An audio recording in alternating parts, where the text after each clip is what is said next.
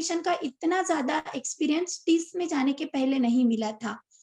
पर टीस में जाने के बाद ये सारे एक्सपीरियंस को मैं रोज़ ही मुझे सहन करना पड़ता था और मुझे लगता था कि यार हमारे जैसी लड़कियाँ हैं या लड़के हैं, वो बहुत मेहनत करके आगे आते हैं। हमारा जो काम है वो यहाँ पे हमें आगे जाने के लिए प्रोत्साहन करने की वजह से लोग हमें हमेशा नीचा दिखाने की या हम कैसे कम हैं, वो दिखाने की कोशिश करते हैं। तो एक एक्सपीरियंस मैं शेयर करना चाहती हूँ कि 8-10 दिन ही हुए होंगे हमारा कॉलेज शुरू होके और हमारे जो एक प्रोफ़ेसर थे, वो बहुत फ़ास्ट इंग्लिश में पढ़ाते थे और मुझे 8-10 दिन तक उनका कोई कुछ भी समझ में नहीं आता।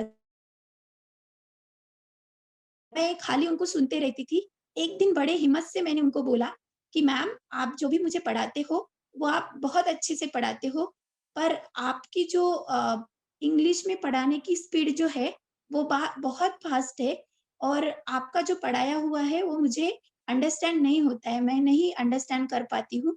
तो क्या आप धीरे पढ़ाना शुरू करोगे या अदरवाइज़ आप थोड़ा-सा इंग्लिश और हिंदी में मिक्स करा के पढ़ाओ? तो उन्होंने मुझे आंसर दिया था कि अगर आपको इंग्लिश नहीं आता है, तो आप यहाँ पे पढ़ने क्यों आते हो? मुझे उनके बात का बहुत बुरा लगा। पर उनके बात का बुरा लगना ये स्वाभाविक था, पर मैंने ये सोचा कि अगर हम बुरा ही मान के पढ़ाई नहीं करेंगे, तो हम कभी आगे नहीं जाएँगे। उनकी वो बात को मैंने बहुत पॉज़िटिव लिया और बहुत अच्छे से पढ़ाई की और उन्हीं की सब्जेक्ट में डिस्टिंक्शन भी मुझे मिला है फर्स्ट सेमेस्टर में। तो ऐसा नहीं है कि हमें कुछ आता नहीं है या हम करना नहीं चाहते हैं, पर एक है कि जब हम वर्नाकुलर बैकग्राउंड से इंग्लिश में जाते हैं, इंग्लिश मीडियम में पढ़ने के लिए, तो हमें बहुत दिक्कतों का सामना करना पड़ता है।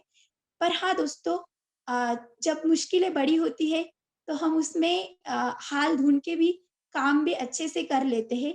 दूसरा एक है कि हमारा जो एकेडमिक्स है, जो सवर्णों ने बनाया हुआ एकेडमिक्स है, अ, उनमें हमारे महापुरुषों ने जो भी हमारे लिए हक के लिए काम किए हैं या जो भी हमारा उनका और हमें आगे लेके जाने का जो भी स्ट्रगल रहा है, वो कभी पढ़ाया नहीं जाता है।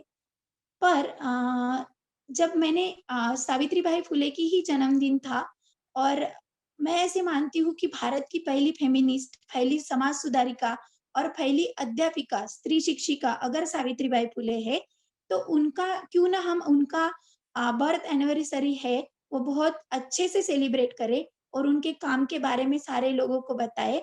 तो मेरे कुछ क्लासमेट थे या मेरे टीचर्स भी थे, उनका रिस्पॉन्स बहुत ही इतना पॉज़िटिव नहीं था, बहुत ही अ, स पॉज़िटिव वे मुझे नहीं लगा।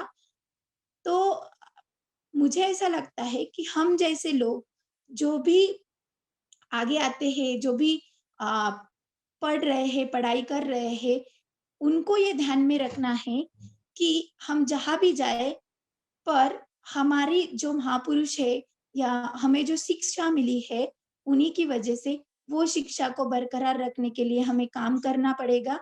क्योंकि अम्बेडकर भी बोलते हैं कि शिक्षण ये ऐसा हथियार है, जो कोई भी अगर उस शिक्षा में जाएगा, तो वो अपने अत्याचार और अन्याय के लिए, अपने अधिकार के लिए खड़ा होगा। उनका बहुत फेमस कोट है कि "शिक्षण हे वाघिणीचे दूध आहे, ते जाने कोणी पिले, ते गुरगुरल्याशिवाय राहणार नाही."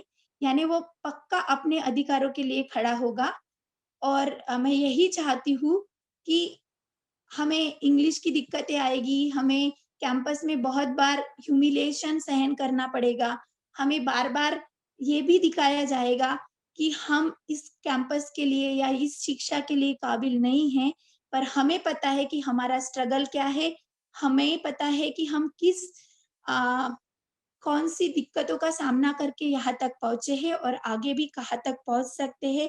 इसके लिए हमें एक-दूसरे को हमेशा सपोर्ट करना चाहिए और हाँ दोस्तों, हम बहुत मेहनत भी करते हैं और हमें आगे जाके भी बहुत मेहनत करना है और हम और हमें खुद के लिए और दूसरों के लिए प्रयास करते रहना है नालंदा का जो पे बैक टू सोसाइटी है, ये कांसेप्ट है, ये तभी हम आगे लेके जा सकते हैं कि जब हमारे जैसी लड़कियाँ जो भी पढ़ाई के लिए अ, उनको दिक्कतें आ रही है या उनको पता नहीं है, उनको हम कैसे हेल्प करें और उनको हम कैसे आगे लेके जाएँ।